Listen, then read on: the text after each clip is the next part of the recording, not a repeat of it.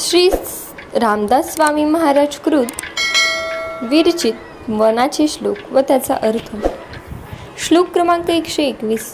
महाभक्त प्रल्हाद हा कष्टविला, मनोनीतया कारणी सिंह झाला. नई ज्वाळ विक्षाळ सन्निध कोणी, नुपेक्षी कदा देव भक्ताभिमानी. प्रल्हाद हा मोठा भक्त होता. हिरण्यकश्यपूने त्याचा छळ मांडला तेव्हा त्याच्यासाठी भगवंत हा सिंह बनला. त्याच्या अंगातून त्यावेळी प्रचंड ज्वाळा निघत होती. त्याच्याजवळ कोणीही जाऊ शकत नव्हते.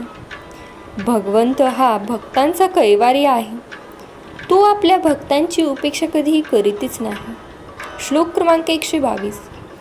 कृपा भाकिता जाहला वज्रपाणी, तया कारणी वामनु चक्रपाणी.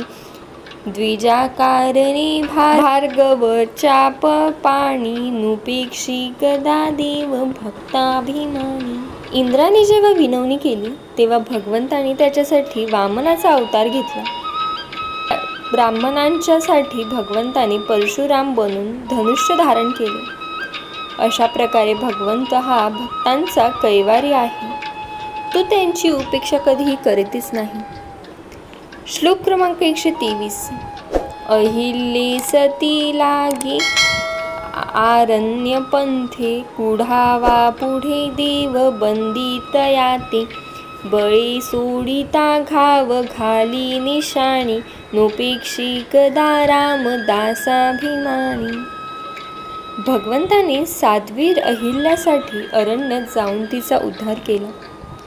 रावणाने देवांना बंदिवासात टाकले होते. त्यांना भगवंताने सोडवले.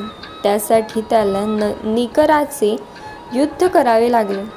तेव्हा भगवंत हा भक्ताचा कैवारी आहे. तो भक्तांची उपेक्षा कधीही करीतच नाही. श्लोक क्रमांक 124. तई द्रुपदी कारणी लागवेगी, त्वरे धाव तू सर्व सांडूनी मागे. कळी लागी जाला अरे बोध्य मोनी, नुपेक्षी कदा देव भक्ताभिमानी.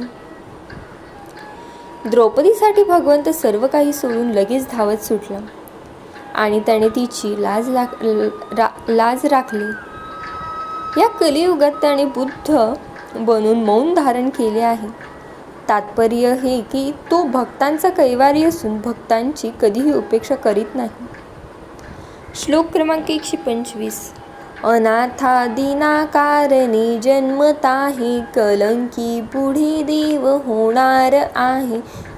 जया वर्णितासी नली द्वेदवाणी, नुपेक्षी कदा देव भक्ताभिमानी. अनाथ व दीनदुबळ्यांच्यासाठी भगवंत जन्म घेतो. यापुढे कल्की रूपाने तो अवतार घेणार आहे, ज्याचे वर्णन करताना वेदही कुंठित होऊन जातात. तो देव भक्तांचा कैवारी आहे. तो त्याची कधीही उपेक्षा करीत नाही. जय जय रघुवीर समर्थ.